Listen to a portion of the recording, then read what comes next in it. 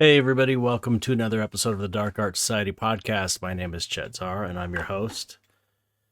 This is episode 267, and the date is 12/20/2022. And this week's guest is Michael M. Hughes, who's a writer, lecturer, teacher, occult practitioner, I suppose you could call him. I took his tarot class online and I really enjoyed it. And so I thought it'd be a good excuse to have him on because I've been wanting to have him on since way back actually, when I read about him doing the Bind Trump ritual and that went viral. So he's a really interesting guy who had a great conversation, super cool guy. And that's coming up. My art life update. Let's see. Just got done with all the holiday shipping, and that's always a relief when that's done. So, yeah, that's all I've been able to do really is it's just been shipping this month. Um, oh, another thing that happened is the Dark Art Society YouTube channel got 1,000 subscribers and 4,000 watch hours. So we are officially monetized, which I'm excited about. I don't think it's going to make a lot of money, but you never know. I really was doing it to try and get pushed up in the algorithm to get new people, new ears on this podcast because I think it's a great podcast. So hopefully that will help grow this thing. And yeah, that's pretty much all the news in my life anyway. If you want to support this podcast, you can do it at patreon.com/Dark Art Society, and you can join for as little as $1. And you get your name read on the air. There's also a private Facebook group for members, and a Discord server, which is, needs more action on it, but it is there. Okay, and then you get your name read on the air. New subscribers. Let's see here. New subscribers are Ryan Raider. Thank you, Ryan. Eric Blue. Thank you, Eric. Alex 7. Oh, I think that's the Alex 7 from Twitter. Hey, Alex, thank you so much. And Brian Wilson, thank you so much for supporting the podcast. If you join at the $5 level, you get entered into a drawing to win a skull from Skull. My desk is falling. There's an avalanche on my desk. You get a chance to win a skull from Skull Shoppe, SkullShoppe. And here's one of their skulls. And today is the day I'm going to do the drawing for December. So here it goes. I got my hat. I got the names in here. I'm not going to look. I'm stirring around the names, and I'm just going to randomly grab one that feels good. Okay, here it is. Son of a bitch, it's Rich Page again. You can't have a second one, Rich. That's not fair. Okay, let me do a second one. Rich won last month. What are the chances? Okay. Ben Long. Ben's a good guy. I know Ben. So that's happy that you get a skull. Okay, Ben Long. You're getting a free skull from Skull Shoppe. They make great skulls. SkullShoppe. And the jaw comes off, as you can see. Check it out. It looks so real. I use them for all my skull reference. Okay, I think that covers everything. I'm trying to be more professional here and write everything down. Yeah, that's it. Okay, let's get on with the interview. Oh, I know what I was going to say. I've got a Patreon too. If you want to support me personally, you see all my art. For as little as $1 a month, I post everything I'm working on, and I post pictures as soon as pretty much every day I'm working. I post a picture at the end of the day or throughout the day, so you kind of get the inside scoop on all the stuff I'm working on. You get first chance at buying all new products and stuff. So it's definitely worth it if you like my work and you want to support. And that's at patreon.com/Chet Zar. Okay, that's it. Let's get on with it. My interview with Michael M. Hughes. I hope you enjoy it.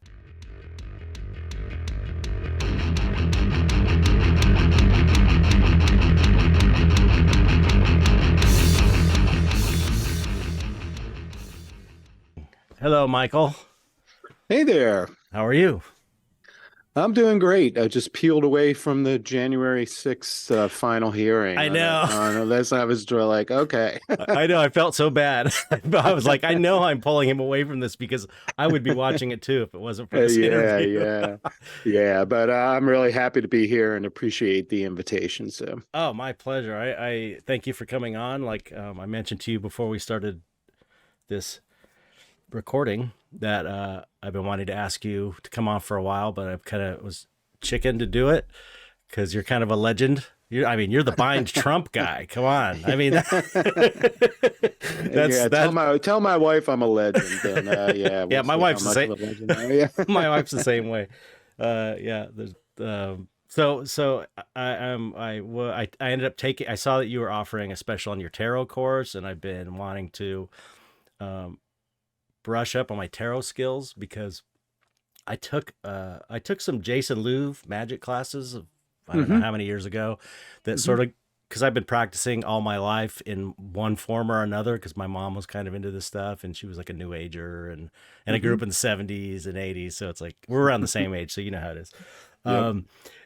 Yep. But I just wanted to I wanted to see, okay, how do you do this the formal proper way to do magic? You know what I mean? So I took a bunch of classes and the tarot was more of an introduction and I just didn't feel like I just didn't feel like I knew how to do a good reading really, other than what everyone does, which is you pull a card and then you look it up on the internet, what the meaning is, which is so different from the way you teach. So anyway, I took your class and I loved it. I thought it was so good that I wanted to have you on to promote it because I know there's other people into this stuff that listen to this podcast, and I think it would be really beneficial for them to check it out. So I loved it. It was so great. Wow. Thank you. Much appreciated. Yeah, it really is the culmination of many, many years of teaching this stuff.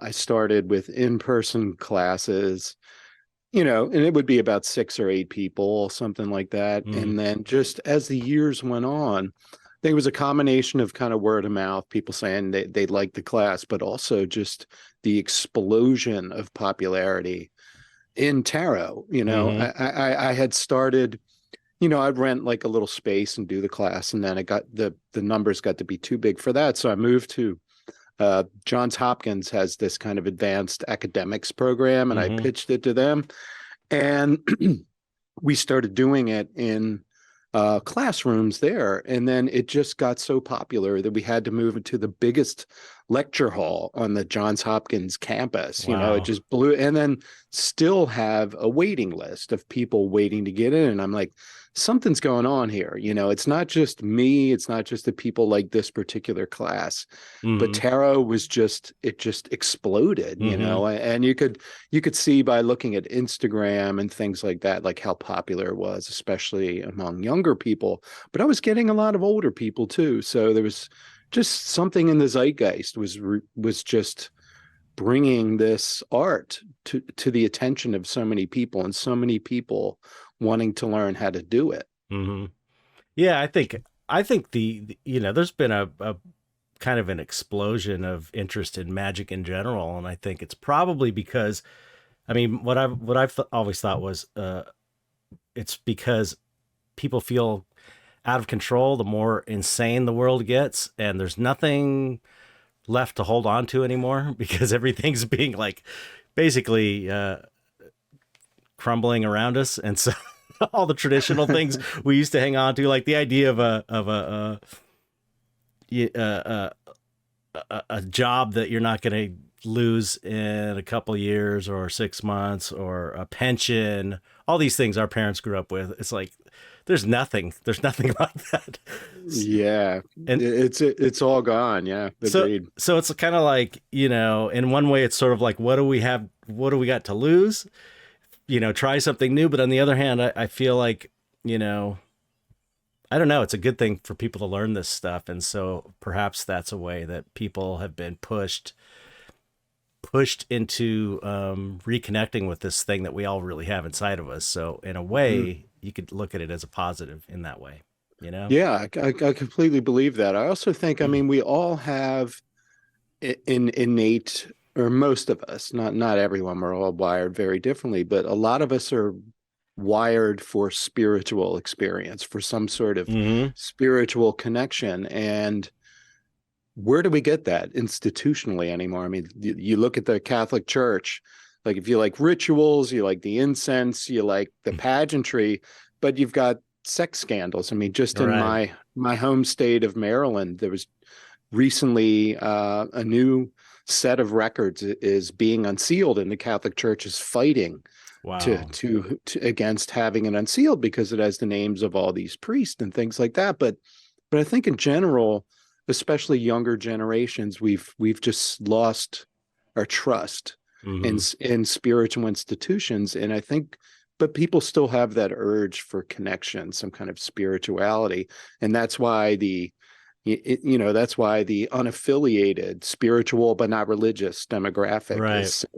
is the fastest growing demographic right now as far as religion and spirituality. But the one thing I think that's different about our generation and generations after is that we don't feel the need for an intercessor between our connection to the universe or God or whatever you want to call it. Mm-hmm. We know that people are fallible, and we're okay with reaching out ourselves and connecting ourselves or learning or taking from different traditions what we think works best for us.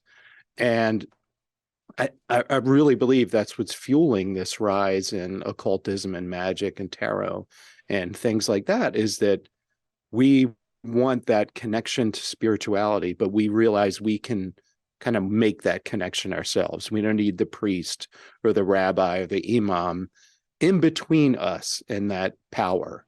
Right. So I think that's really driving it, the belief that we don't need an intermediary in those connections. Like we can get in touch with our core or God or the universe.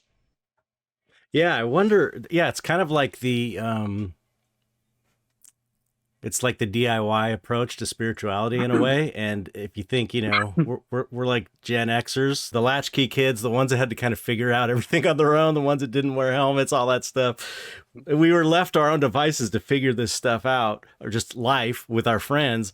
And really, it's kind of that approach to spirituality is similar in that way, where we do it ourselves in a way. You know what I'm saying? It's in Yeah, line. They're in line. It's in line with the DIY approach.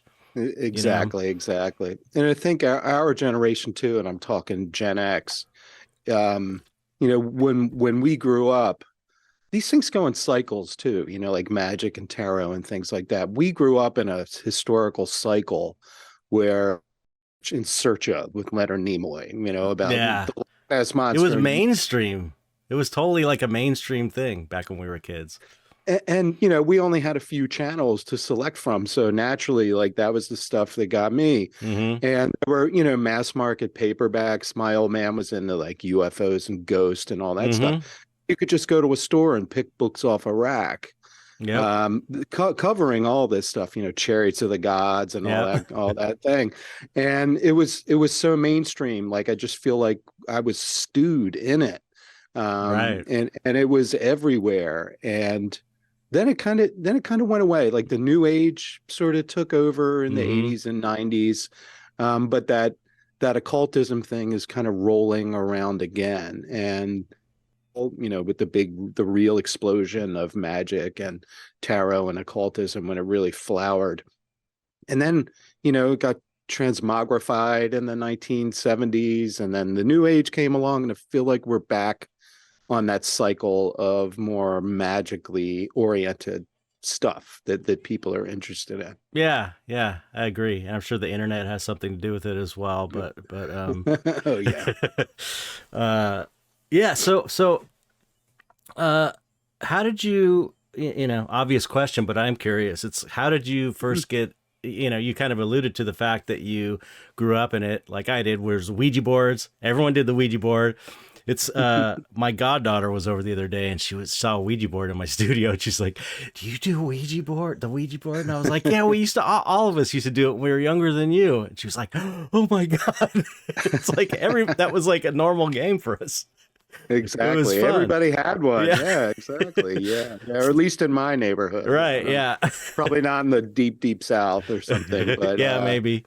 you know, So is that how you got into it? Just like everybody yeah, did, or but how yeah. did other people though our age went through that, but they didn't necessarily follow through and do it their entire lives. So how did you keep it going? I guess. Yeah, yeah. I mean, just like you said, I mean, I had a Ouija board. I was a weird kid, you know. I was always into monsters and love to just watch the late night horror movies Yeah. on the Universal horror movies and stuff like that. And it just, I don't know, I'm like I was talking about before, people wired for certain things. I just feel like I was wired for that. Like Yep. even if I would watch something or read a book that would terrify me and I'd lie awake at night, like I like that feeling. Holy crap, I'm scared to death, but this is cool. Yeah, it's a I thrill. like being scared. And, I was brought up Catholic, so there's all that, I always loved like the incense and the candles and the pageantry and that sort of thing. Not necessarily the dogma, as soon as I kind of found out what was behind it all, I left it, Mm-hmm. behind. But I was fascinated by just, I mean, I also felt like I had a strong kind of spiritual streak. I Mm-hmm. was really into like I found a self-hypnosis book when I was a kid, and I did this exercise where I hypnotized myself and made my arm kind of lift up on its own. And I'm like, this is the craziest thing that's ever happened. Like, I'm not trying to lift it, but it's Yeah. in the air. I did. It's so funny. It's like we had such similar lives. Because I've said this a million times on the podcast. Because I take it from this dark artist approach, like monster people. That's just the angle of the podcast, and we go into spirituality and stuff because that's what I'm also interested in that. But I always say that it's like dark art people like monsters.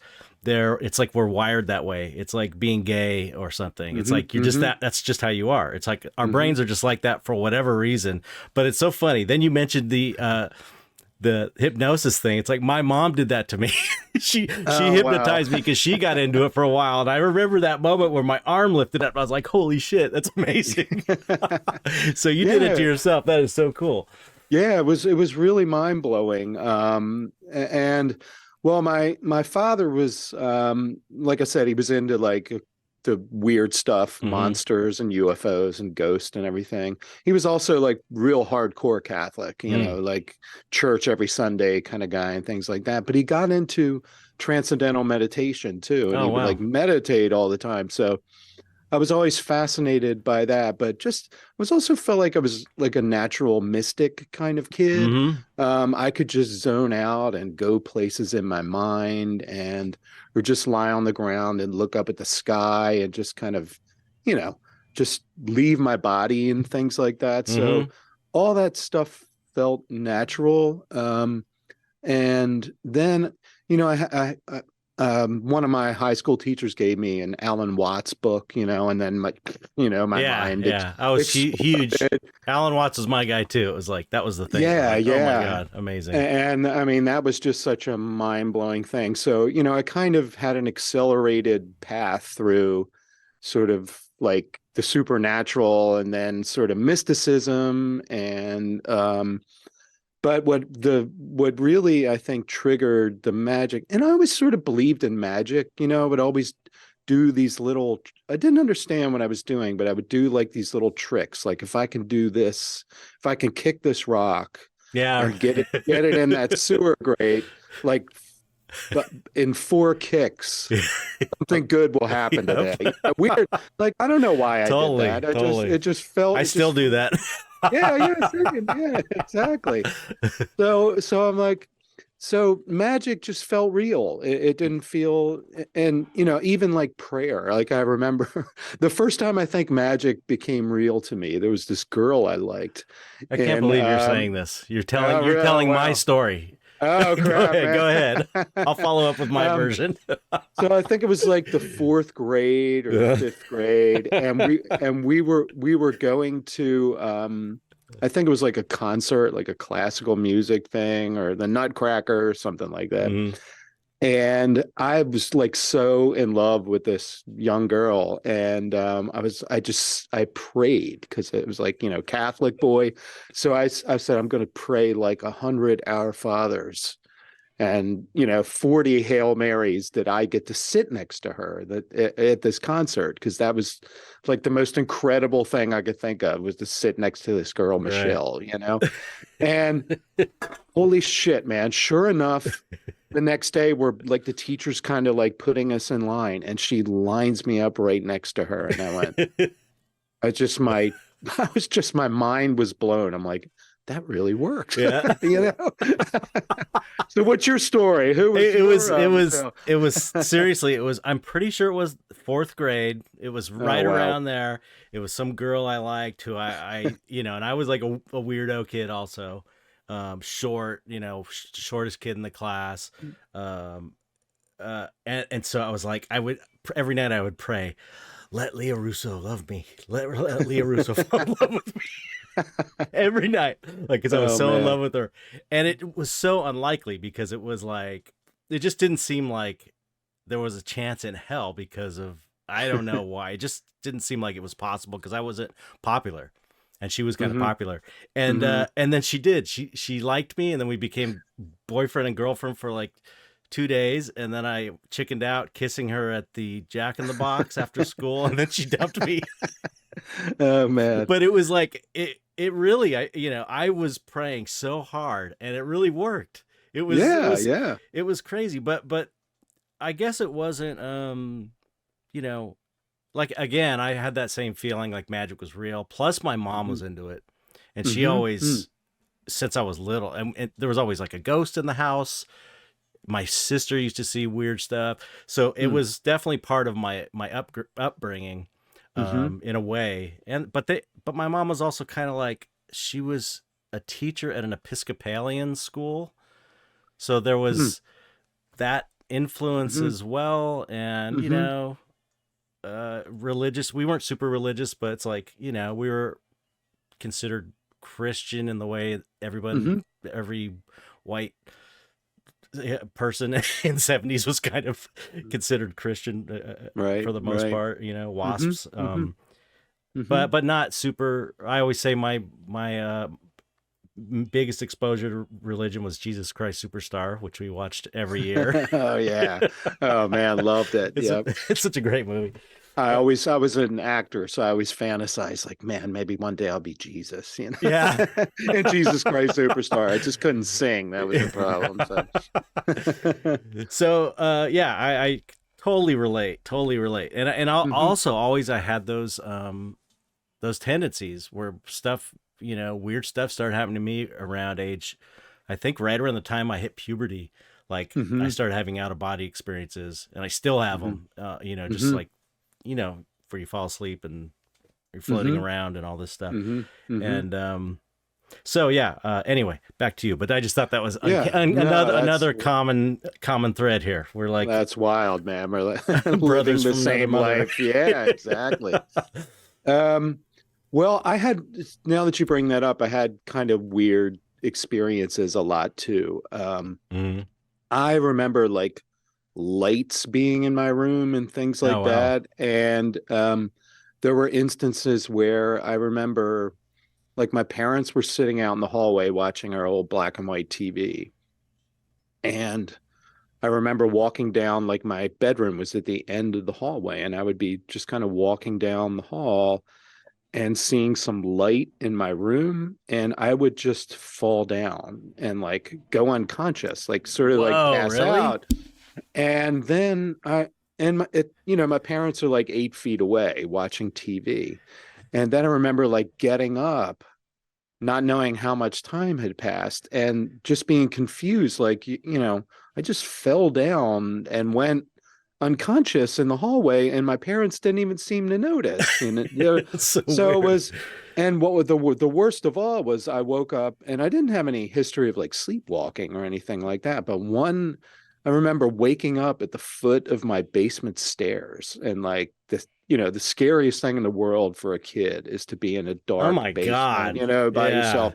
I just remember like waking up and realizing where I was, just like hightailing it That's so upstairs, like, scary. yeah, yeah, yeah. So when I started reading about like UFO abductions and all that stuff, I was like, this is really creepy. It kind of fits this, Right. narrative, but I never wanted to like attach it to that narrative, Hmm. especially because I've read so much. I even had Bud Hopkins, the UFO Hmm. guy. He even invited me up to New York once. He's like, "Come on up, we'll do some hypnosis and see what happened to you." And I just said, "Nah." Yeah. I kind of, because I think I've absorbed so much of that folklore that Right. I Yeah. could confabulate that that's what happened. And I don't want to be like the guy who was abducted by aliens. Right. I'd sort of rather have it as a mystery. But it did have lots of weird stuff like that happen. I think I created a tulpa once Really? by making up a ghost. um, I made up this imaginary ghost named Boogman. I don't know where I got the word What Boogman from. Kind of like boogeyman, I guess. what age is this? Yeah, and Well, this was in elementary school, so it was probably in fourth, fifth, sixth grade or something. it's And so I made up funny. this ghost, and I had these friends, and I would tell them stories about the ghost. And when something weird would happen, I'd say, "Oh yeah, that's Boogman. He just did that." And I'd make up these stories about him being around and things happening and stuff like that. And these other kids started really believing it. And as a matter of fact, there's one kid. I've tried to look him up because I know he believed this at least into like junior high school. And I kind of want to get in touch with him and say, "I'm sorry, I made that up," because then he would say, "Guess what? This happened to me." Oh And my, that's and it was crazy. like this spread of, this contagion, mental contagion thing. And more than one person, years into this thing would say, "Yeah, this happened yesterday," and that was him. And Wow. and by then I felt too guilty. I didn't want to say, "Hey guys, I just kind of made all this shit up." So you had to keep playing So I had along. to keep going because I felt like I would disappoint them at that point. Um, so that was, weird stuff. I just, I filled my head with weird stuff, and then weird stuff really happened. And then when I was about 11 or 12, my aunt gave me a gift. She would go to there was like this weird kind of second rate like Kmart store called Two Guys Mm. in Maryland, and they just whatever like the other stores couldn't get rid of, they dumped it in this weird department store.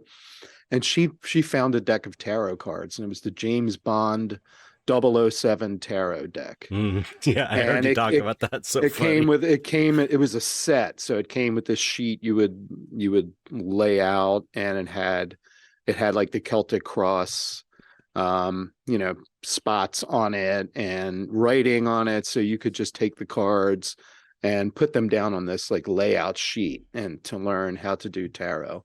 And that was where I just like I'm like, this is the coolest thing ever. That just on a And, on a side note, that is the most 70s thing in the world.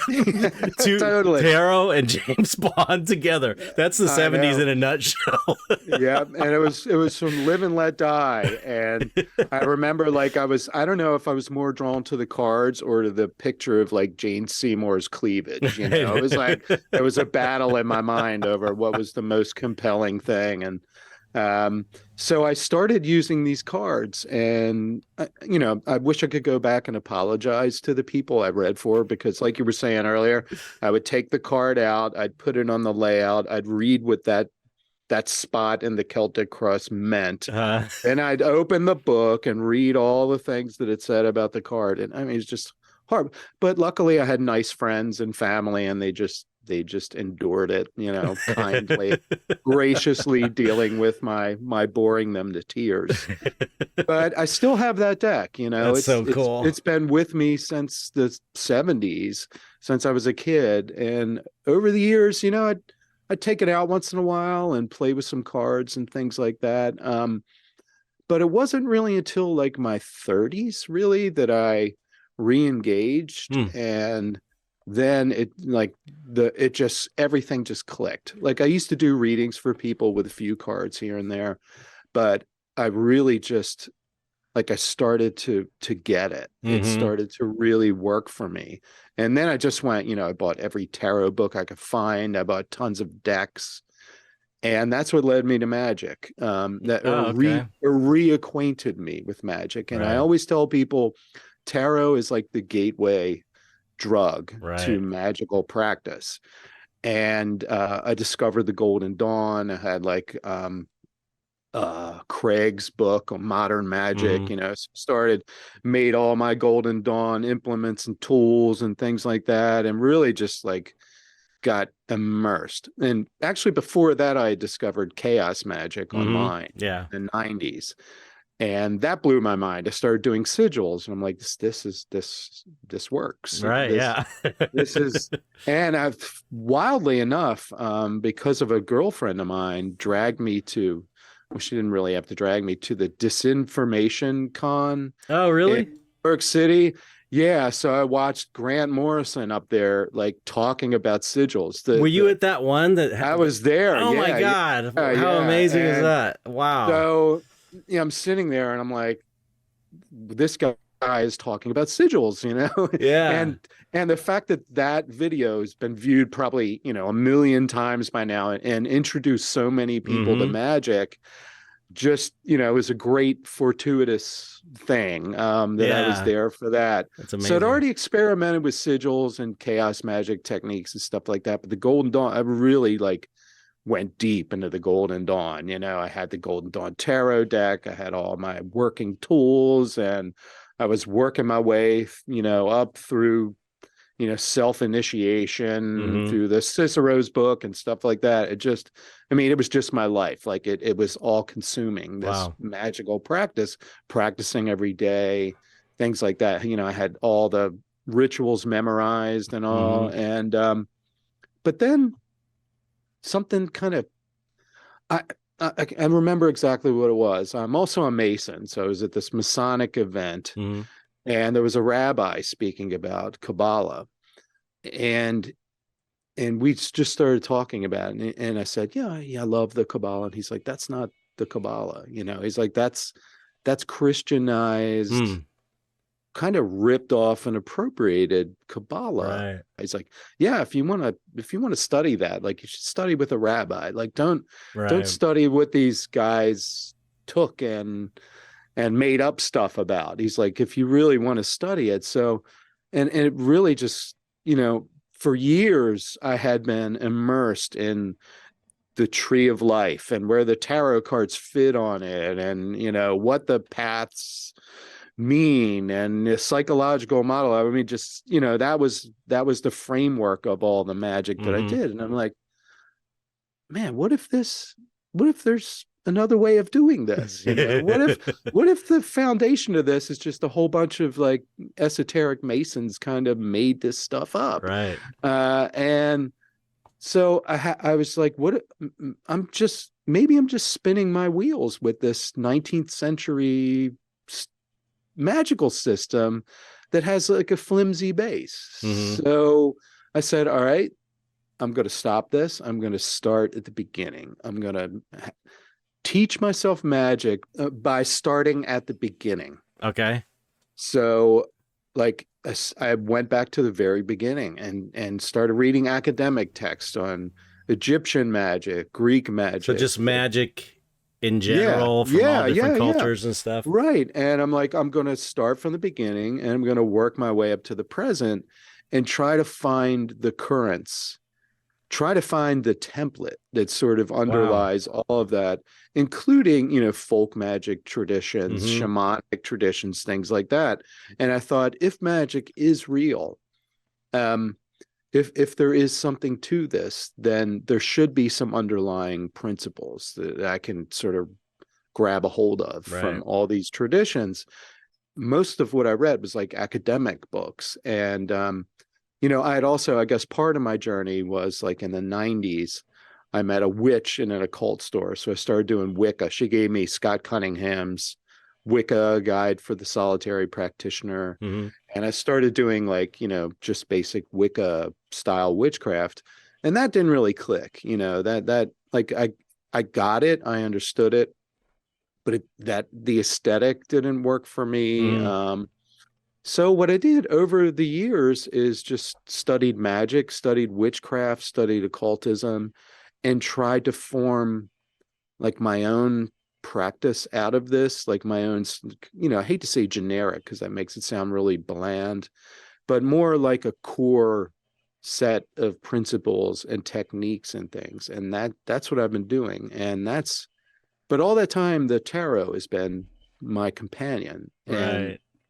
and I love divination. I've used the I Ching. Mm-hmm. I got into geomancy a few years ago, which is like absolutely mind blowing. Really? That's the Yeah, one I've never tried.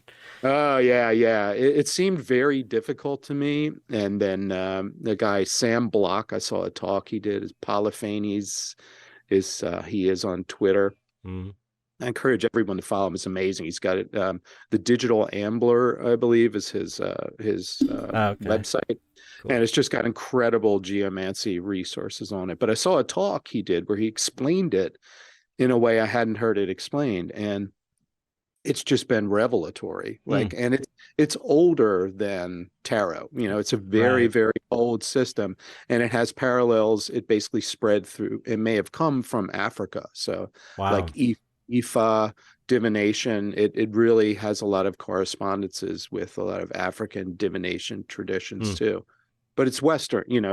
Became a Western divination Right. tool.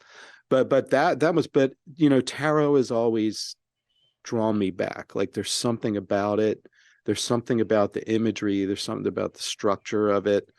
And the fact that it came from just a gambling game Yeah. is, to me, that makes it even more special than if it came from ancient wisdom or Yeah. something like people used to believe. Yeah. And over time, I've I've I've come to see the tarot as sort of a self-contained magical system unto itself. Like there's a depth to it. The more you engage with it, the more you can get from it. And that's kind of where my teaching is going now. That's kind of where my thinking and my experimentation is going now. Yeah. I can't wait for that to come up on the, because I got the deal with the future classes. Oh yeah, yeah, I yeah. do. That's great. I wanted to reward the people because a lot of people bought the tarot course and sight unseen. Mm-hmm. And because I like pre-sold it as I was making it. So I wanted to reward folks who had given me that trust, Right. who at least thought, okay, this guy knows what he's talking about. Maybe this will be worth the cost and the time involved. So I wanted to reward them. So I kind of said, I'm just going to make everyone who buys the course within this time period like a member, and then Right. you'll just get all of the forthcoming courses.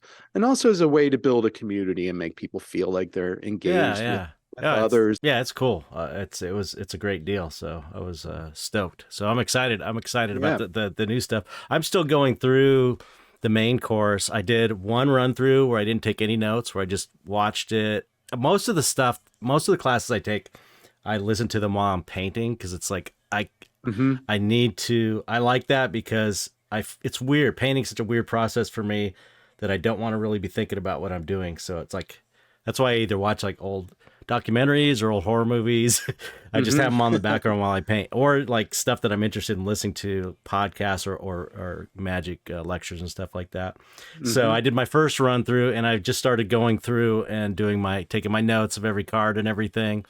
And I do have to say, I did my first reading for myself, because I do part of Hmm. my practice is I do the LBRP Hmm. meditation and a Hmm. tarot pull, just Hmm. as a Hmm. basic daily thing. And Hmm. I usually just do one. I was doing for a long time one card from the major arcana, or however you pronounce it. Hmm. Is that how you Hmm. pronounce it? Arcana? Arcana. Yep. Okay. Yep. Hmm. So anyway, I did the 3 card spread instead of all the cards, and I got such a crazy accurate reading for that day. It was so weird, and it was the way that you had suggested reading it. It was Hmm. like Hmm. looking at them as a story and as a picture, and it's like, oh, it just clicked. Like, oh, Hmm. that's so exactly what's going on today. I just know it. It was like I That's just kind of wild. knew. Yeah, it was so cool.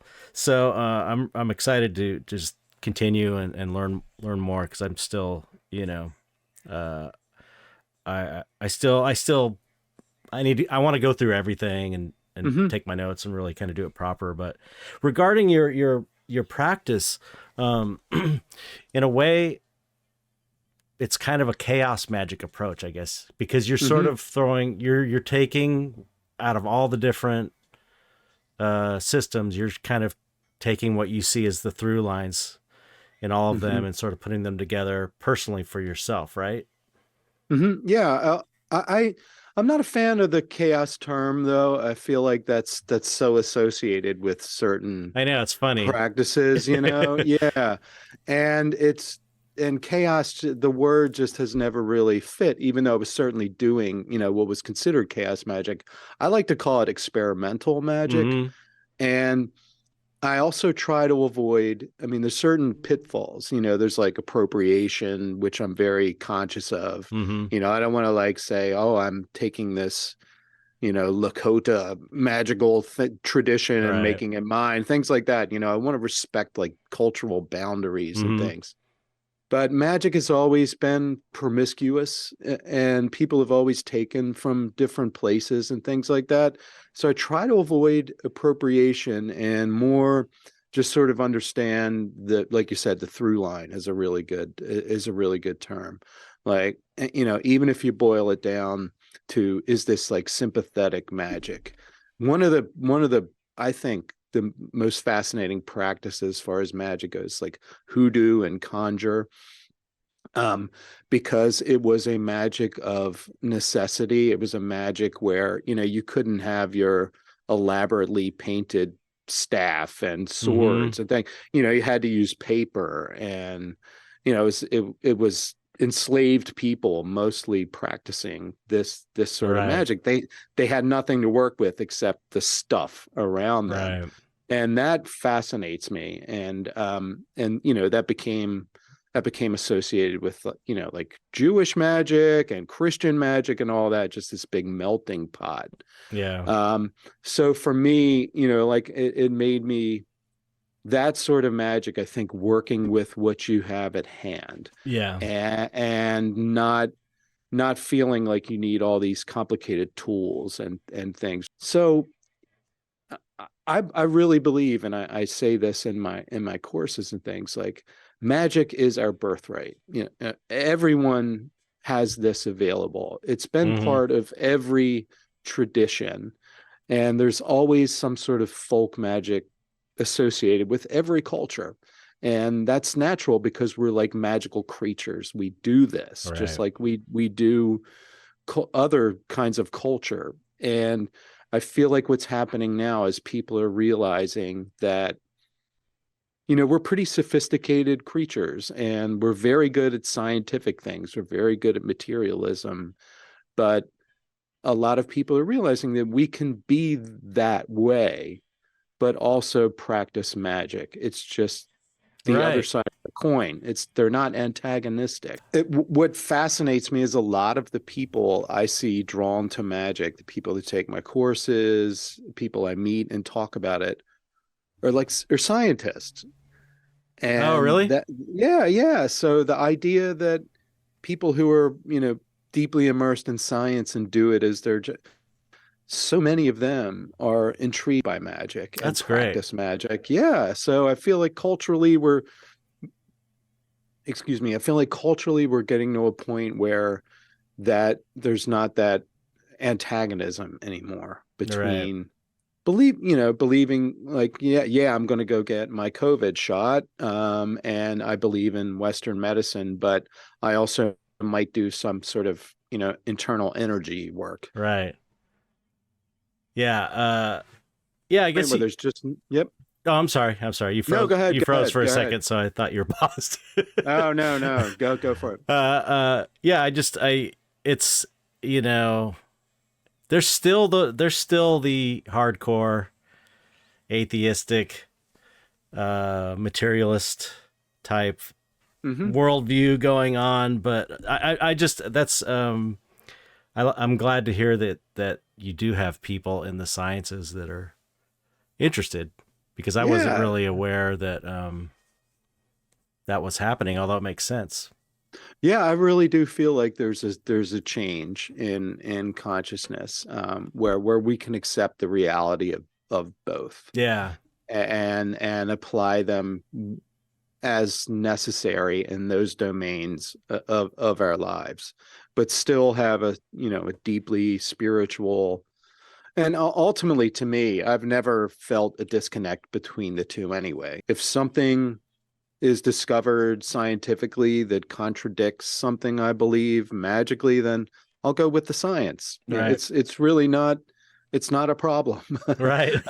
There's just such a depth of human experience that, our imaginations, our consciousness that exists, you know, outside of that scientific materialist realm and Hmm. doesn't need to be explained by that. Right. We don't have to scientifically explain our imagination. It's a world unto itself, and Yeah. that's how magic works. Magic works through the imaginative capacity. I think that's really the key. Yeah. Yeah. What a trip. It's such a trip. Yeah. Uh, um, yeah, regarding the chaos magic moniker, Mitch Horowitz. Mitch Yeah. Horowitz. Yep. Yeah, Yep. Sure do. he's great. Mm-hmm. Um, I like his terminology. He calls it archaic magic. He calls his own practice archaic, because he's doing the same, pulling from whatever traditions make sense to Mm-hmm. him. Mm-hmm. I kind of like that, archaic. Yeah, that's a good term too. He's very into new thought, Hmm. and I really like that he's kept that stream, that current alive. Yeah, he's a terrific guy. I really enjoy everything that he does. Yeah, yeah, me too. Hmm. Yeah, Hmm. that was kind of like my, my upbringing was in sort of new thought, because Hmm. my mom and my stepdad. My mom and my stepdad were into science of mind, Ernest Hmm. Holmes. Yeah, yeah, That, yeah. so I remember that, and all of that stuff being around. And then my stepdad was a meditator also. Oh, He cool. was like Hmm. a Zen, he was into Zen Hmm. big time, Buddhism, Uh-huh. Yeah. and I was like a night owl I'd be up all night doing drawing during the summers, and I would be going to bed at like 5 in the morning, and he'd be up meditating. Oh, wow. So we'd just like say hi, say goodbye, uh, uh, on the way to bed. Yeah, so that's really interesting. So you have I mean, you're a serious scholar to have studied all of that stuff. So I think that's really, I'm excited to be able to know you, because you know so much stuff about that. So do you feel like what are the through lines? What are the main, what did you find, if you can say, what did you find are the common thread, between them all? Yeah. Wow, that is a big topic. Okay, we didn't have to get too far into it, No, no, but that's okay. No, no, there's, I mean, really, sympathetic magic, obviously. Sympathetic magic meaning like creating like a doll to represent Exactly. something that Yeah. you okay. Yep. Like contagion, the idea that, if you have someone's fingernail clippings, you can, I mean, I don't do that sort of Right. thing, but just that, that, that there's an energy that in physical items, somehow, that can connect you with the source, things Mm. like that. That's Mm. why I think, if John Lennon's guitar would fetch so much money. Not that it's a valuable item unto itself, what it's made out of, but it's got this aura, it has Right. this magical air surrounding it because Mm. it was employed to make magic. And Right. again, the imaginative faculties, the fact that we can that so much our imagination can make real things, it's what fuels everything that we do.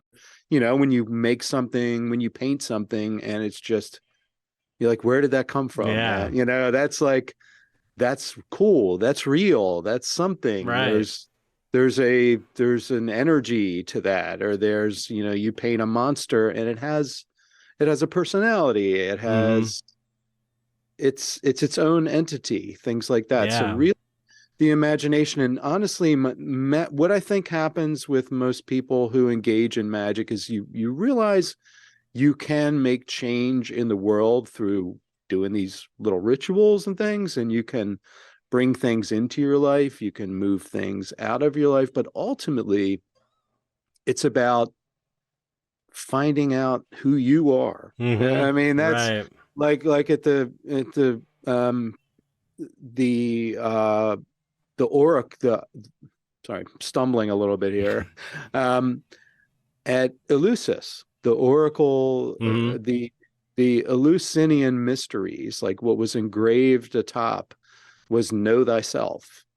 And that's really the core, I think. The longer you practice magic, the less it becomes about making things in the world bend to your will Right. versus sort of like getting to know yourself and making yourself better. And maybe that's where, Mitch Horowitz would probably come in and say, exactly, that's kind of new thought. Mm-hmm. And also for me, it becomes more about like doing magic to understand myself better so that I can be better in the world, Mm-hmm. and less about like, man, I really would like some extra money in my bank account, Right. or wow, I really love that chick. I wish she would think I was the coolest guy in the world. So I'm gonna, that sort of thing, that sort of manipulating the outer world has its purpose, and Mm-hmm. definitely has its purpose when, if you're suffering, or you're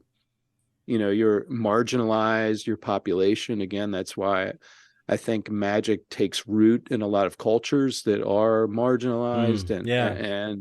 and oppressed and all that. But once, if you're pretty okay with your day-to-day life, I think magic really becomes about understanding yourself. And that's why in my tarot classes, like, there used to be this, I used to hear, oh, you can't read for yourself, never read tarot for yourself. Like, Oh, that's the really? most insane thing. Yeah, it's of course you read for yourself. Like, first of all, how do you understand reading for other people if you can't interpret for yourself? And also, how it's an exercise in learning how not to fool yourself, how not to let wishful Mm-hmm. Right. thinking in interact with Yeah. what you're, because you'll put down a card and you'll try to make it good. You'll try to make it, sorry, bump my microphone. You'll try to make it, um what you want Right. versus what it's telling you, or Yeah. what. And then you put it back in, And and you're like, I'm going to try one more time. And it gives you the exact yeah, same let me card. draw I've had another that one. happen. Let me draw another I've one. had that happen So, like 3 times before where it's like of course, three yeah. times after shuffling, it gives me the same card. I'm like, all right, whatever. Speaking of that, I mean, it, just uncanny stuff Yeah. happens in Yeah. magic. And for me, it was a period of a couple of months. I would do like a daily draw, like you were talking Mm-hmm. about, or sometimes, every other day or something like that.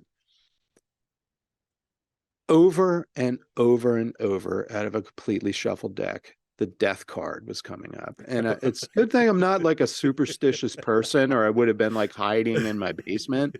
But I mean, again and again and again, till I would sit down with my cards and shuffle them and just start laughing and go, you know, if the death card comes up this time, like this is the most unexplainable thing, because the odds are so against it. And damn, if it wouldn't be the death card again. I'm like, what does this mean?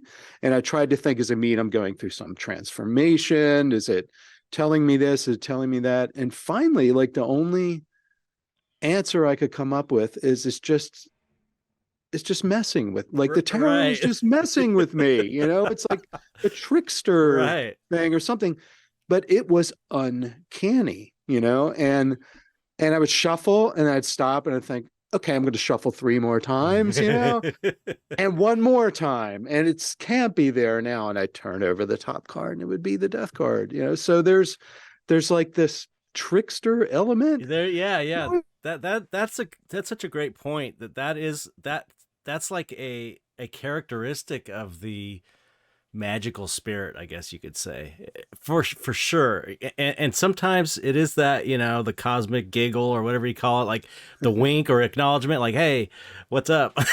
You know, like, and it's the same with synchronicities and stuff that happen that are just like, well, you know, you feel like you're in a simulation or you're crazy. I remember in an airport one time, I was reading a magazine, waiting for my flight, and as I was reading a line in the magazine, the guy on the TV show said the exact same series of words in sequence at the same time I read them.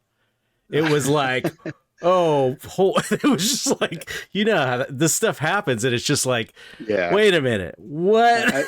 I was going to bring up synchronicity too, because it's the same thing. Like, there are lots of books and lots of teachers and people who talk about synchronicity as like it's guidance, you know, it's like, look for the message, it's you're on the right path or something like that. I feel like it's more just like a joke sometimes, or like the universe having fun with us, or like the skipping of a record, or like, you know, the simulation idea. I'm glad you brought that up, because I don't buy into the literal computer simulation idea, but it's a great metaphor. It's like, if we live in an information universe, then why wouldn't information like constellate or bump up against itself sometimes, things like that? For sure. So it really makes a lot of sense that, and as a metaphor for the universe, that it is kind of simulation. And then you can go down like into the Vedanta and things like that, where it's all an illusion, you know, things like that, like going back to that Alan Watts book that, you know, like blew my mind. But for me, it's not necessarily like you have to look at each synchronicity as a message, or that it has information that you need to follow. But just like celebrate it, like, holy shit, like, the universe is a weird place. How does this happen? That's a good attitude to have. I've always felt like, because I've had them randomly, and I've had them when I was on the right path, like I specifically was doing something new and unusual that I felt like I was sort of being guided down. And I feel like it can be a signpost, but it can also just be a random thing, which makes it even more like wacky and unpredictable, because it's like, how do you even know which one is, you know, it's the trickster thing again. It's like, how can you tell how much weight to put on it? So, you know what I mean? Agreed. Yeah. There've been. Go ahead. I'm sorry. Also, I was going to say, regarding the simulation idea, I totally agree, and it makes me think of the idea that, okay, these are metaphors for something that can't be described. And like all good metaphors, it's our best estimation of something that we can't describe. So as a metaphor it's like, just like the idea that, you know, reality is like a game. It's a cosmic game, or we're all actors in the drama of life. Mm-hmm. or the simulation. It's like, yeah, it's kind of like that, but we can't totally get what it is, so it's not exactly that, but it's the Right. best estimate we got, or Yeah. you know what I mean? Right. Right. And is it a useful metaphor? Right, You right. know, Is it, that's the way I look yeah, at all magical practice. Is it useful? You know, right, is it a useful way of looking at life? Does it make our lives richer? Does it right. make it more interesting? And you know, I've gone through waves of synchronicities. Like there was a Yeah, period in my 20s where I mean, I kept a little journal and I look back and read this journal. Like, I can't I believe that know. this stuff happened, you It's know, where it'd be like crazy. what I used to call a cascade of synchronicities, where one would sort of trigger another. Right, right. Yeah.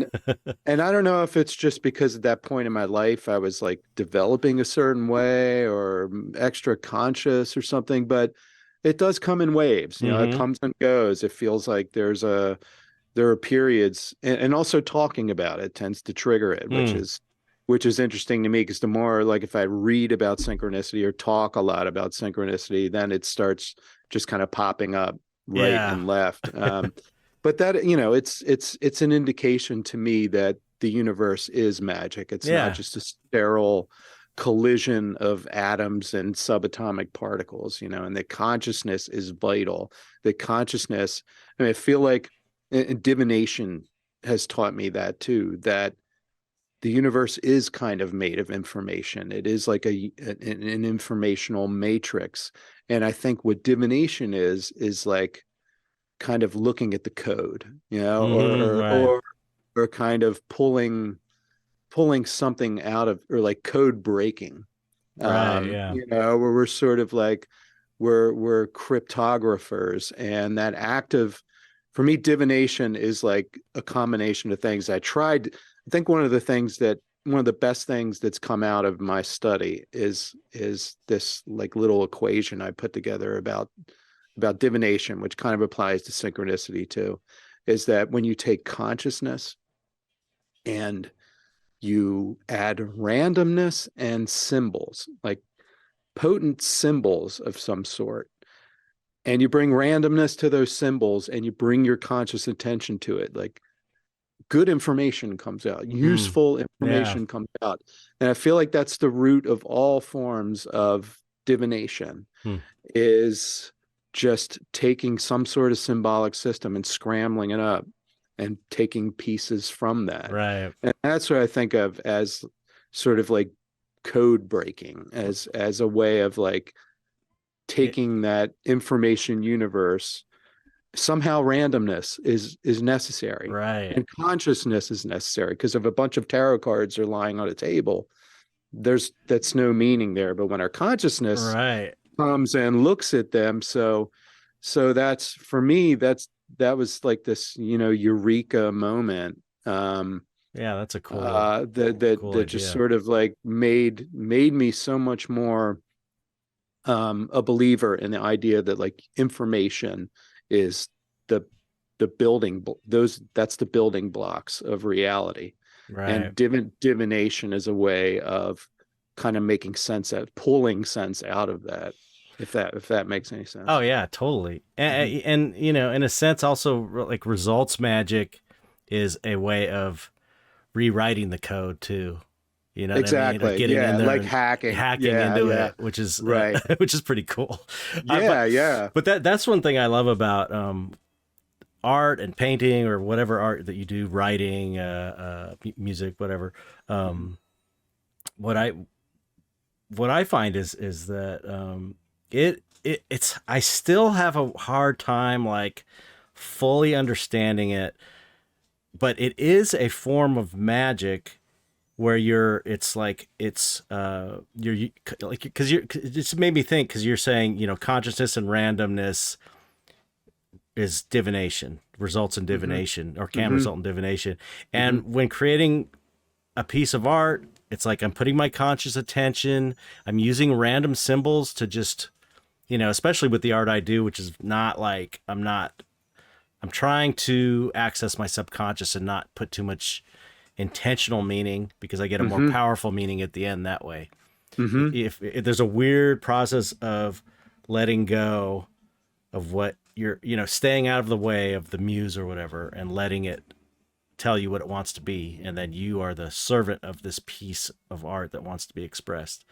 And Yep. if you do it well and stay out of the way, you end up learning something about yourself or about the world. That's the other weird thing, is that you can create something that ends up coming true in the future, which is, that's totally trippy. So it's like a way, like you're saying, it's sort of like a way of like seeing behind the curtain a little bit. Yeah, for sure. And art, Alan Moore said it really well when he's, art is magic. Right. Just like you said, when you're painting something and you stay out of the way of it, like stay out of the way of what? Like what is right. news, like what's coming through? I write fiction. So for me, I've felt that when, I have this general idea of a story in my head, and then the characters come to life and they say things I didn't expect. Right. And you can't force that, that you can only sit down and start typing and hope that whatever that energy or consciousness is comes into you. And it really is like, channeling or something. Mm-hmm. And just like you said, like you when you get out of the way, it just happens. And I don't know how it happens. So art for me is like the primary form of magic, and magic is an art. Right. They're inextricable. Like I can't peel them apart. And you look at something like a story that takes hold, Star Wars or something. Mm-hmm. How did a story become global, worldwide mythology? Right. And that's magic. Yeah. When a movie or an idea or something, it takes a hold of people's imagination. And again, it's all like from the imagination to the imagination of others. And there's a story. Do you know Jeffrey Kripal? He's a scholar of religion at Rice University. He talks about the paranormal and magic. He's just wrote a book with Whitley Strieber, I think, recently. But Kripal he's got a book about and I'm not a huge comics fan, but most of my friends are. It's just a gap in my nerddom that never I filled. Right. But he has a book called Mystics and Mutants, which is about I think it's from that book. And there's a comic artist. I can't remember who it is now, but I think he was doing he was writing a Planet of the Apes comic or something, or illustrate. I think he was writing it, and in his comic, or maybe some of the apes or whatever invade this person's house and terrorize him and take his wife hostage or something like that.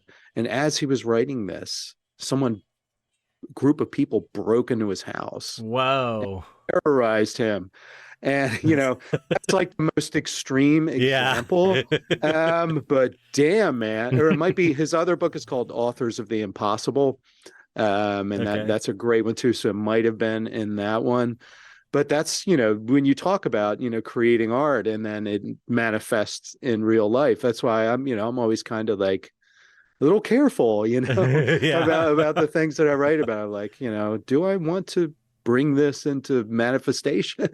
But you made me think of that. I've had it happen with my own art where I've sort of predicted something unintentionally that happened, like, I don't know, 5 years later, 4 years later. Wow. A random thing. Like I remember I had this psychedelic vision. I took mushrooms and I had this vision of I've said this before on the podcast, of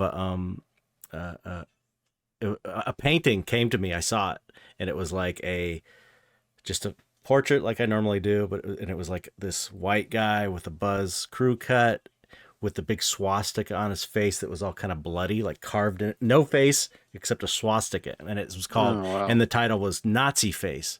And I was like, what a weird image. I'm not thinking about Nazis. It was before this whole big resurgence in white supremacists and Nazism. And I just thought, what a random weird thing. And I just painted the thing, and and then it was, and then it didn't feel relevant at the time.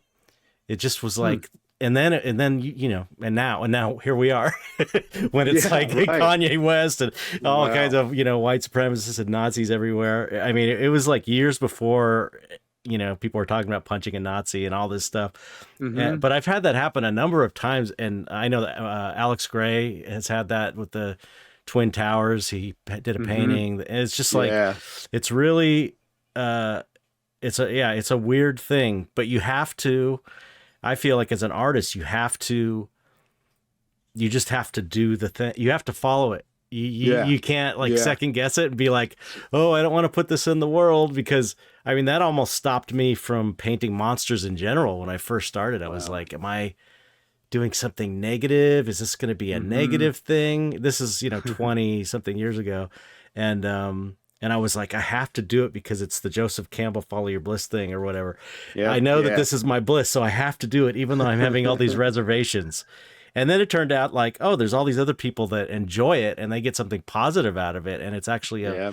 and then that's got me down the whole road of this, idea of dark art being this positive force in the world that just Yeah. looks negative on the surface. It's actually totally the opposite. It's this, Yeah. there in many ways, it's very uplifting and beneficial. And for that's a whole other topic, but, uh, yeah, Yeah. that's, I absolutely agree. I mean, I write horror fiction. yeah, right. And all the horror people are the nicest people, right? Exactly. Yeah, I go to horror writers conventions and they're like the sweetest people Mhm. That's how that it is with the that dark I've ever art people. met. They're all Yeah. And it's like, have they just, does is that a healing process maybe, right, like seeing the monsters and right. knowing that they're real and uh, um yeah, and you talk about that vision you had. I have a talk on YouTube. It's I think it's called Keeping the Magic and Magic Mushrooms. Hmm. Oh And yeah, I haven't watched that one yet. I oh need to yeah, watch that.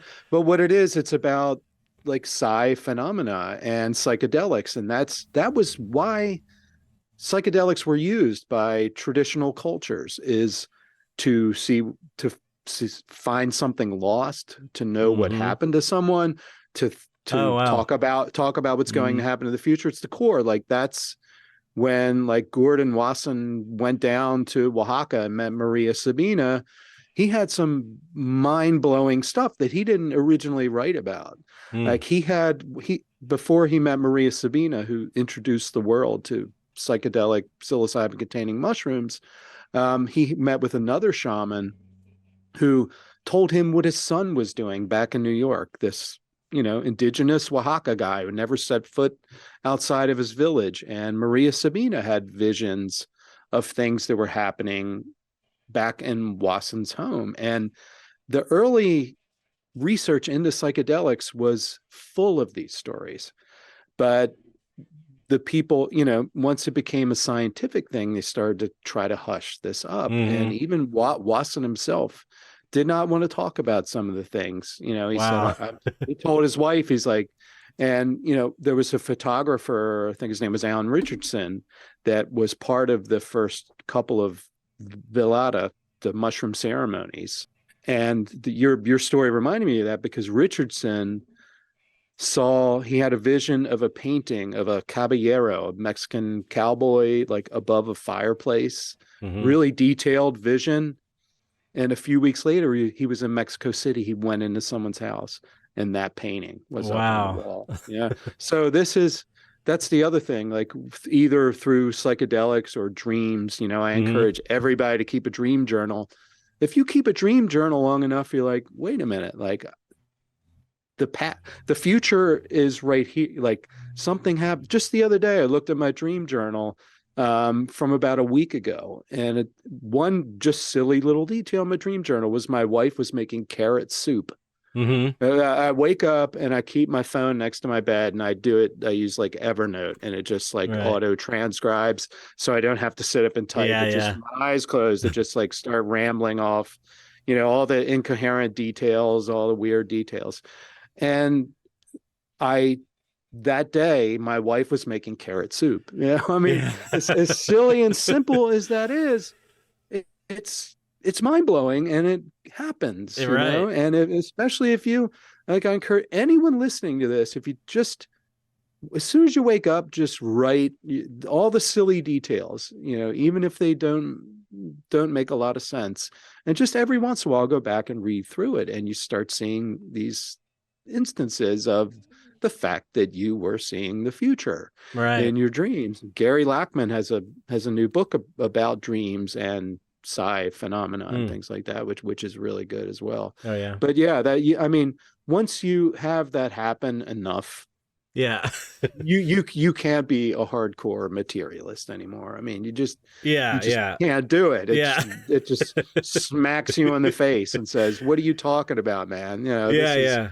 you're not just a pile of atoms Right. colliding with each other. There's consciousness. Time is not real as we believe it, Right. and the imagination is a creative force that can do all sorts of wild things in your life. And, you know, eventually you just have to adopt a magical belief system, because Yeah. Yeah. there's no other way to explain this Yeah, stuff. yeah, exactly. It's like it just is, because I say that all the time. It's like there's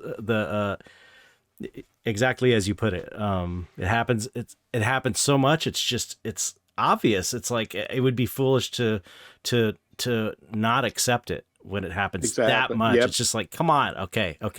There's just no other. It's real. Whatever it is, I don't know, but it is real because it's happened real. so many times. Yep. Exactly. And that's, I guess, the bottom line with it, is that it's Yeah. real.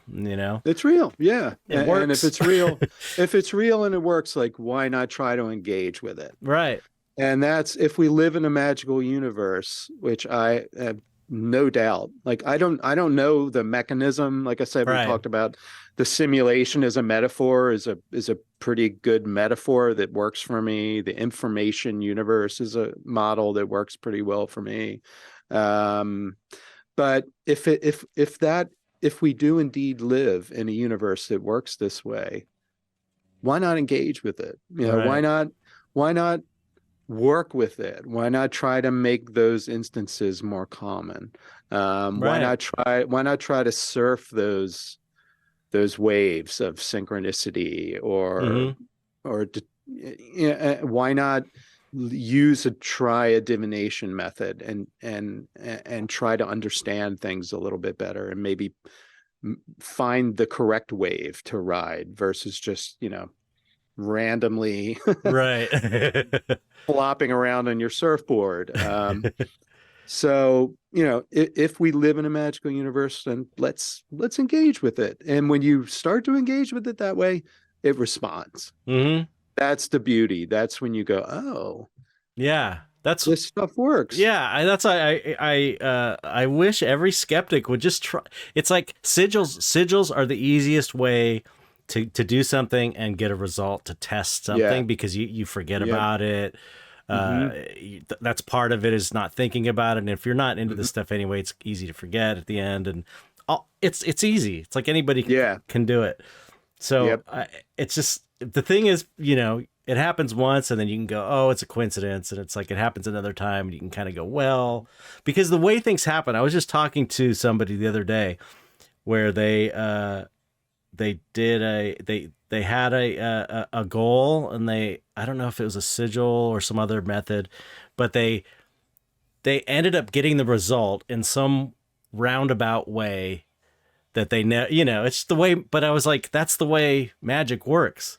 It's like it comes in a weird roundabout way that seems like, oh, well, that just happened because that's, it's, things happen. And people expect, like, you do magic, so you want a new car or something dumb like that. So and you do a sigil, they think that, like, someone just calls you and goes, you have a new car, or there's a new car out in your front front yard.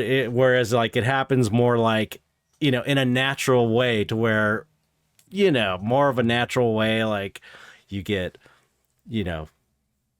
something happens and you inherit a new car, or you get a bunch of money and then you see a car on sale or whatever. Like, it happens in a way that's easy to pass off as just circumstance until you do it a million times and it keeps working. And it's, it's there are, you have to look at it like asking for the new car is a pretty difficult thing for the universe to deliver, just like deliver a new car, Right. Yeah. versus Yeah. like doing magic to maybe get that job that you want, Right. where it's the pathway is a little easier. It's not Harry Potter, you don't Yeah. wave Yeah. your Yeah. wand and Right. something pops up. It's more like flexing the probabilities a little bit. Or again, Right. that's why I like that finding the wave thing, because there is, through these infinite possibilities of where you could go and how you could get there, there's like probably an easier way, Right. there's a route. So for me, magic is kind of finding the easiest route to where you want to get. Right. And again, that's why, again, it's so, for me, it's so important as magic is like a self-development practice, because you make yourself, the better you improve yourself and your understanding, the more likely you are to find your way to where you want to go. Right. So to me, it's just as much like making myself more conscious, more um, just more able to find that little crack in reality Mm-hmm.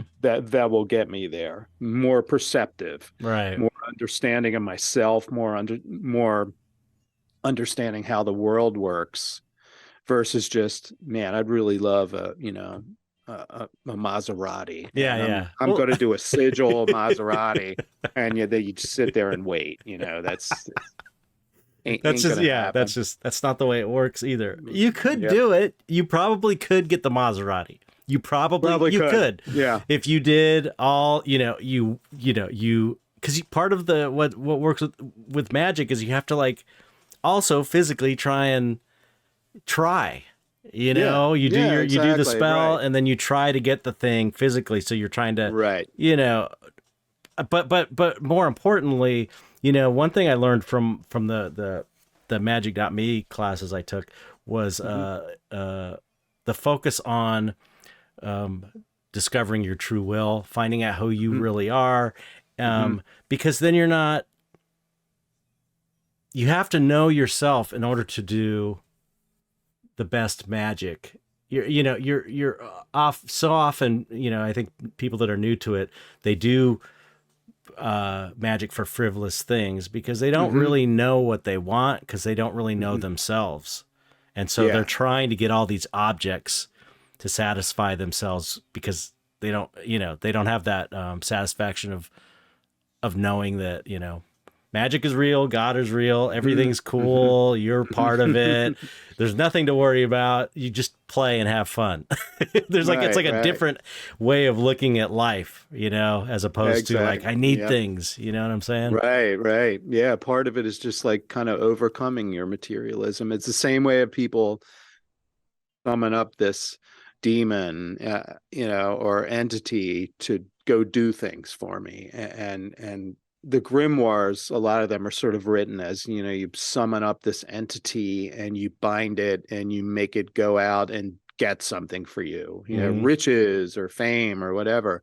But to me, if you do magic to encounter some entity, whatever you believe it to be, the real the real joy of that is just discovering communion with something else, Mm-hmm. something non-corporeal Yeah. that has a consciousness. Like, so I'm not, that's not my big style of magic really. Mm-hmm. But I've used like the Arbitel, which is a grimoire magic. It's like these angelic, planetary, or Olympic Mm-hmm. intelligences. And it's, for me, it's like just opening a line of communication with something that might just be my imagination, or it might be a real conscious thing out there, or it might be a combination of both, or whatever it Mm-hmm. is. Right. But feeling that communion with an entity, like that's the reward. Right. There's, Yeah. I'm not going Yeah. to say, oh wow, man, you're whatever you are, you're pretty amazing, and you obviously have a consciousness, and we've got some rapport here. Now will you go off and get me a pile of gold? Yeah, I right. really want that. Like that. Cool to meet you. Go get me something. Yeah, So, right. those kinds of evocations are pretty mind blowing. Like you really can't look at the world the same way when you kind of make a connection with something that is clearly real in some sense. Hmm. If it's just something in my brain generating this real consciousness and projecting it, or if there are these consciousnesses Or out if there, or if those are both the same or if thing it's both the same thing, somehow, you exactly. know? The again, it's not, what is true or real, it's what is useful. Is there Right. something useful about that? Does that expand my world? Does it make the world a more interesting and wonderful and fascinating and weird place? Right. And yes, it does. And when it's like having a psychedelic experience, like you mentioned, it changes your view, your way of looking at the world. And the Hmm. same magic does the same thing. It expands your world and makes it, for me at least, a lot more interesting, a lot more fun. Yeah, And absolutely. that's what I've always been a person that does not like being bored. Hmm. I like to play, I like to experience, I like to read and learn Hmm. things and stuff like that. So for me, magic just makes the world much more interesting. It opens it up wider and bigger and more, more full of consciousness, of different forms of consciousness. Yeah. More, it's I would not give up this journey for anything. Yeah. It's made my life just so much more full and fun and mysterious, sometimes scary, Right. you know. But that's great. That's life. Yeah. I totally agree with you. I think that I don't know. I feel like it it kind of fulfills the aim of what traditional religions maybe were did back in the day that really Hmm. aren't or they still do for some people, you know, that Yeah, connection with some sort of source yeah. and the feeling that of hope and it's because it's it's really the same thing. That's especially when it comes to Catholicism. It's like that's magic when you go in there doing a Oh yeah. ceremony with the incense and the reciting the words in Latin. It's like when you went, that's one thing that tripped me out when I started learning ceremonial magic is how really kind of Christianized it was. I was Oh yeah. surprised at that, Yep. which is fine because it's like I've never, I'm not like, I don't have a problem with the word God. I just Yeah. wasn't raised in a bad where religion was shoved down my throat in a bad way. So I don't have like a Hmm. prejudice that I understand a Hmm. lot of people do. Yeah. And I get it totally. Yeah. Um, I get it too. And especially a lot of like my pagan and witchy friends. There a lot of them are rebelling against like a really really difficult Christian upbringing, yeah. and I get that. But for me, like I rejected like Catholic dogma a long time ago, but I've saint scandals and stuff Hmm. like that. I have a behind me on the wall. There's a painting of Jesus that my Hmm. dad had someone paint him when he was in Japan, an Yeah. artist who painted and for me, like I'm okay with Christianity. As a matter of fact, I think if Christianity would embrace its magical heritage, Yeah. that could fix a lot of what's wrong with Christianity. I Yeah. mean, it reacted so negatively to that. The whole Protestant Reformation was like a rejection of magic and ritual. Hmm. And I mean, that's in Coptic Christians used they used amulets. Hmm. They believed in magic. Jesus, according to many people, was like a magician. Yep. That's what he was seen as by his contemporaries. So I don't have any problem with like the core of Christianity, the message. Yep. Obviously, it's been perverted and it's done a lot of damage and things like that, but it fits within my magical practice, Oh yeah.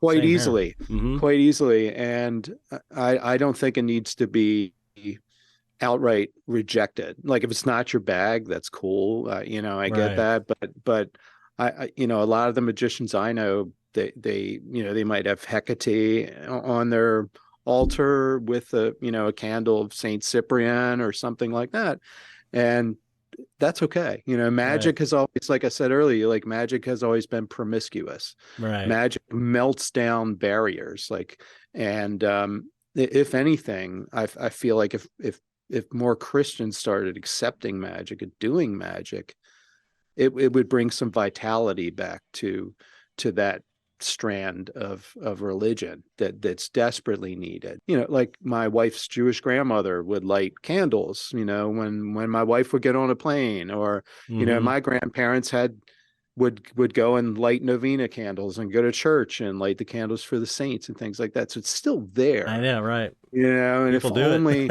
all the time. yeah, I feel like if some of these fundamentalist strands, like they have their own magic, like they have the speaking in tongues Right. and all that sort of thing. But like if we could culturally, if Christianity could sort of like accept magic back into it, I think that would heal a lot of like the terrible shit that we see, and especially in Yeah. Yeah. fundamentalist Christianity now. So more magic. That's what I said. Bring more magic. Everybody, do more magic. I guess you know what's I don't want to keep you. I know you have somewhere to go. You have to leave. You have to be off like soon, right? We have to get off. Pretty soon. Yeah, yeah. More Okay. more like my bladder's probably moving in that direction of me very Okay. often. I Well, love it. I'm having a great I time. know Like it's so there's much fun. there's too much to talk about, so we'll just have to Yeah. schedule another Yeah, let's do interview it in the again. near future Yeah, man. we didn't even get into the buying Trump thing, which I wanted to ask Yeah, you about. I yeah. mean, there's so much. I guess what I wanted to say to add to what you were saying real quick was the I think that's why this started off as an artist. Well, actually, no. It started out as a podcast with a friend of mine and I, Mike Corral, and we talked about dark art primarily because we were trying to form a way for dark artists to kind of galvanize around a concept. And because we discovered there's a lot of us out there and we're all separated. And so I was trying to like, bring them together somehow and Hmm. realize that we're not, there's a lot of us. But the magic stuff came in, the magic talk came in just because Mike and I were into it. Hmm. We practice, and so Hmm. we talk Hmm. about it because we talk about stuff we're interested in. So uh, at this point, the podcast has become artist interviews because Mike had to leave the podcast a few years ago, and so Hmm. I just started interviewing dark artists, but all kinds of artists. So Hmm. and now I'm doing artist interviews primarily, but also Hmm. magic interviews of people. Like I've had Mitch on, I've had you Hmm. on, I've had Jason Hmm. on, and it's Hmm. like, and I feel like it's going a little more in that direction, which I think is cool. I love that. Hmm. But I think I was that was a long way of saying I think maybe because artists are already doing magic when they create art, that it's probably easier for them to understand the magical concepts. You know what I mean? Yeah, It's more of yeah, an yeah. audience that's maybe a little more open than the average person. Sure. You Totally, know? totally and absolutely agree. My, writing for me is my primary art. Mm-hmm. Because I've always been a reader. I've always loved visual arts and I kind of dabble, but writing. And I remember Stephen King was like, I was so into Stephen Mm-hmm. King. Me too. Really inspired me to like be a writer. And I read his book on writing. Yeah, that's such a great Uh, book. It's amazing. oh man, but there's a little excerpt in that book that, I mean, kind of like, reading Alan Watts just kind of exploded in my mind, and I was never the same. When he talks about writing being like a form of telepathy, Mm-hmm. Yeah. and he says, "Here I am writing this," and he's like, and right now there's a rabbit, and it's in a little white rabbit. It's in a cage, and it has the number 8 painted on its head, and he said, you see that rabbit now, like I'm years from you in the past, probably Right. by the time you're reading this.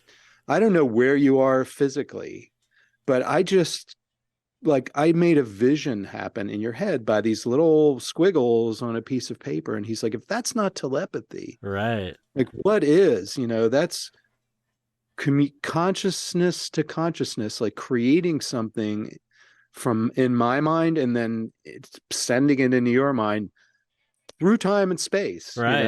and I just remember reading that, and I just having, I'd already sort of been writing short stories and things like that. I just sat down and went, "Holy shit!" Yeah, like that's incredible, Yeah. and as a visual artist, you're doing the same thing. Right. You're that painting comes alive when I look at one of your paintings, and whatever that evokes in me. But that, you were where you were at the time when you were Yeah. making it, listening to that podcast or something. Right. And but yet what you created has come alive in my consciousness. And it goes back to like, that Alan Moore, like art is magic. Artists are like the most brilliant magicians. And Yeah. So it's like the I guess one way to look at it, is that artists, or I don't know what creators, maybe is a better yeah, term, because it's like yeah. artists, writers, whatever. Hmm. Yep. Creators Hmm. are they're kind of the accepted magicians of the culture.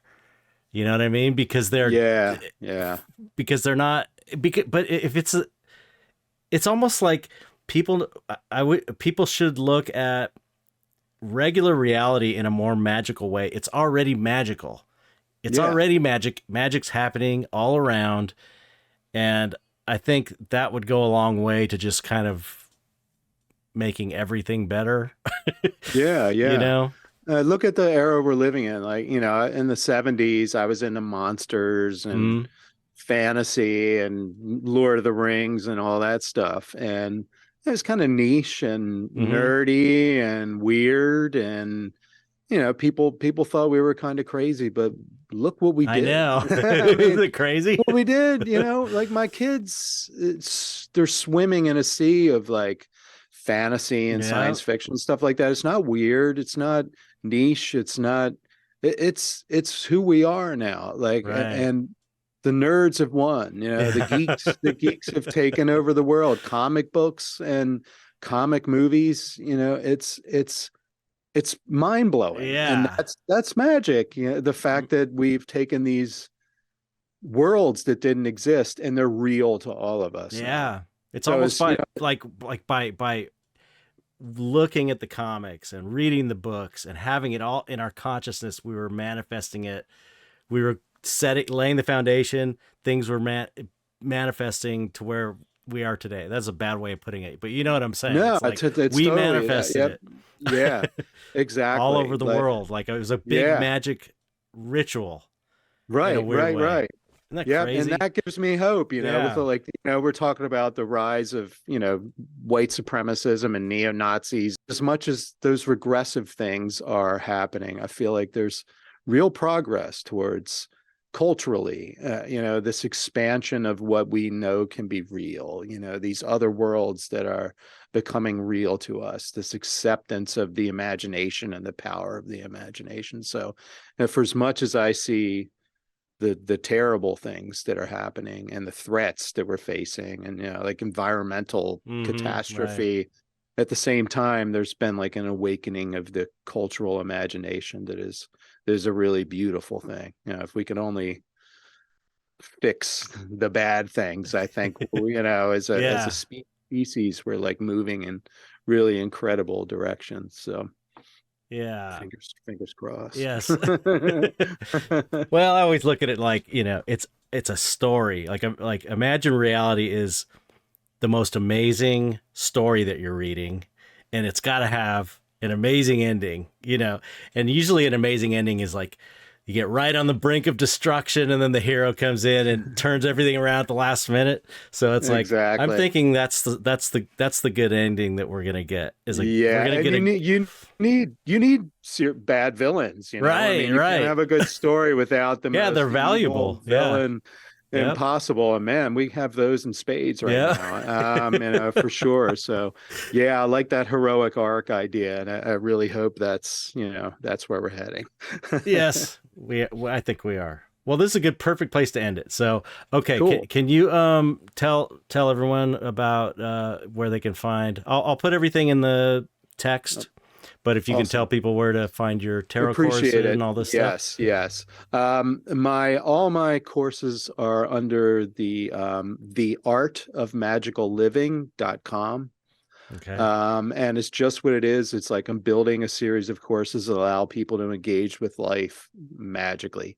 The foundation is the tarot course, which is the art and magic of the tarot foundations course, which, like it says, is like, let's learn about tarot. Let's, as you know, it's Yep. history, it's practice, it's theory, it's everything. I really encourage anyone who's into tarot, even if you think you've read for a while, I think it's really helpful. And I appreciate you're enjoying it and Oh finding yeah, it helpful yourself. I can vouch Um, for it for sure. but it's really a foundation course. The next course that I'm really excited about is tarot and magic. And that is how to use tarot as a basis for like a self-contained magical Yeah, I can't practice. wait. I can't wait. I'm That's going to be excited about really that fun. one. It's stuff I've been like working with, playing with for years. And I really feel like it's really coming, into its own as a course. So I'm very excited to roll that out. Cool. And yeah, so that's coming in the spring. Excellent. And I also if you like this kind of stuff, I have a newsletter. So it's the easiest way for me to engage, especially with social media melting down all Right. over the place. And who knows, if we'll all True. be on Mastodon or, Post or whatever the hell Twitter, turns into, some alt-right horrorscape. So really the easiest way, and I feel like we're all going to be getting back to that, is like, email, Right. communicate with each other, that's the one thing that hasn't gone away. So I have a Right. mailing list. So you can go to the artofmagicalliving.com. You can go to michaelmhughes.com and sign up there. That's more of like my books and things. If you like horror, I've written a trilogy that is all about Yeah, I can't. magic I gotta. I can't and wait. I gotta read that. supernatural and conspiracies and psychedelics and all the Oh, I weird can't shit wait. I'm gonna get that it. we like to talk about. So yeah, Perfect. you can find me there. But what I wanted to say is I'm doing a holiday special, and it will be live by the time this goes live, and that is the tarot fundamentals course. Tarot foundations. I always say fundamentals foundations, but the main tarot course, I'm going to be offering like a 2-for-1 sort of thing for that. So like for people who might want to take it with a friend. Oh, really? Yeah. So Damn. you will buy one. I had a I know. friend I'm of mine who sorry. was like, he wanted to do Oh yeah. it. We'll get that Anyway, friend to find a yes. friend, right? Yeah. And the That's thing so about this funny. course, it comes with like this community thing, and the platform that I'm using is really upgrading the community a lot. Mm, So that's going to, so in January, the community software behind the course will be much more robust. So like you'll be able to just like connect with someone and do a quick practice reading with them and cool. things like that Yeah. within the app, without like Zoom and without having to pull in this other stuff. So I'm really excited about the community aspect of it too, for people who like that. Obviously, some of us are like loners and, we just Right. want to take the course, and that's great too, but it will come with this community thing. And the goal I'm hoping is to just like, bring simple magical practices to people that they can then build on, like Hmm. build that tarot foundation. And then, because like I said before, tarot is the gateway drug to magic. It really is what, like, it's once you start reading tarot, once you begin working with tarot, you can't help but start believing in magic. Right. And it's just and it just makes you want to engage. So yeah, that's where you can find all my stuff. You can also, I always tell people, email me, questions, stuff like that. Cause as you could tell with our conversation, I just love talking about this Yeah. stuff. Cool. And, thank you for having me on. It's been great. Like, I feel like we lived very similar Yeah. lives up to this point. Your dark art went towards painting and mine went towards writing, but Right. we were on the same path. Yeah, Just, for sure. It's geographically different. It really feels that way. yeah, definitely. And I wanted to be a writer as well, but it's like I wasn't. I wanted to be an artist. Yeah. I was better at visual art than I was at writing. A lot Yeah. better, and I wasn't that great at writing. So it's like so funny, so funny. Well, it's so cool. Yeah, I can't speak highly enough of your course. I encourage everybody that listens to take it. It's great. I love it. It's great, super fun, and Cool. I'm looking forward to the next parts of it. And also, I definitely would like to have you come on again because, like I said, we didn't cover a lot of stuff I wanted to ask you about. Mm-hmm. So if you're down for that, we could do that. I would love to do that. Excellent. I feel like we could go down many, many roads. Cool. Can't wait. All right. Yeah. Okay, don't hang up, and then we're just gonna cool. do our final thing. We just have to say Okay. goodbye to the audience. So just say goodbye, audience, however you want. Just Okay. So go ahead. That's it. See you later, folks. Thanks for tuning in. Oh damn! You froze right in the middle of it. Oh no. Okay, I'll try it again. Okay. Bye, audience. Bye, audience. Thanks for joining us on this wild, wacky, and very fun conversation. Yes. Thank you, everybody.